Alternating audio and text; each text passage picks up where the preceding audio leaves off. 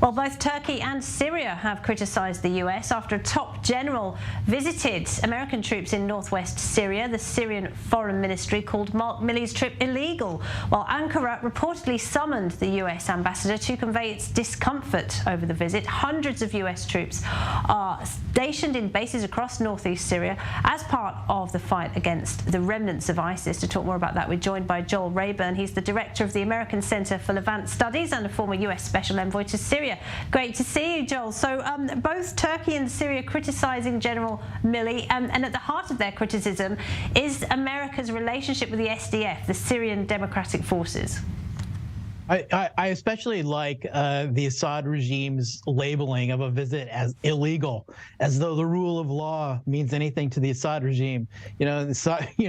What else is illegal is using chemical weapons like sarin against civilians. But having that aside, so the Damascus response is meaningless and not relevant strategically.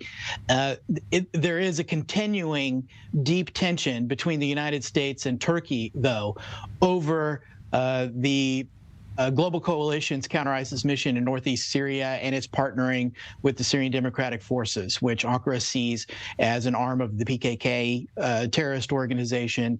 And one of Ankara's main objectives in that region is to try to press the United States to break its relationship with the Syrian Democratic Forces. But as General Milley's visit shows, the United States can't do that because there is a continuing counterterrorism mission there that just simply can't be done without the SDF local partners. Well, the previous U.S. administration withdrew troops and wanted to wind that mission down. There are still 900 troops in the area, which is controlled by the U.S. and Syria. How long will this mission continue?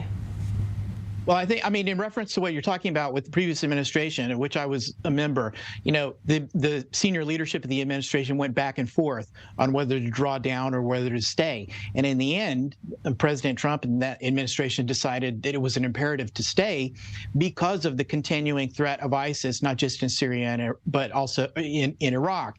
It spans the border. I think this has to be a conditions-based mission.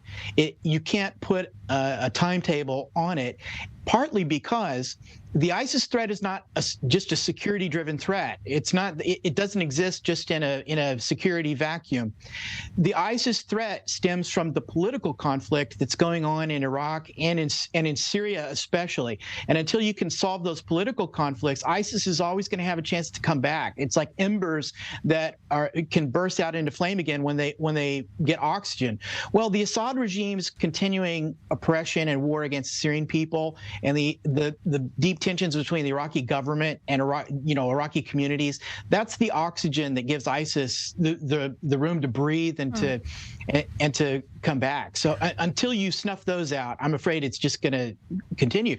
That's why you have to have a political strategy to accompany the military strategy. Right now, there isn't one. Right. Well, that's what I was going to ask you about, because the criticism is that there's a really half-hearted commitment on the part of the Americans to the Middle East. A few hundred troops here and there, but really Americans drop the ball when it comes to this part of the world. How would you respond to that?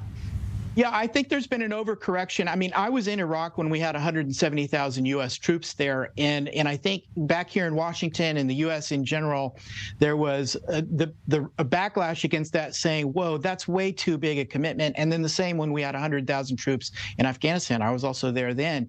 But to go back all the way to the other end of the spectrum and say, well, we're not going to keep enough forces in that region to actually defend our interests and to help protect our allies from a state-based threat like Iran, that's an overcorrection. And so I think right now the U.S. is in a period where we've gone too far toward disengagement in the Middle East. We've done way too much signaling to that effect. And because of particularly the Iran-based threat, especially against Israel and against other U.S. allies, we're having to come back and correct that moving too far toward disengagement. But the U.S. is not going to be able to disengage. It just geopolitically, strategically isn't possible for our interests. Joel Rayburn, thanks very much.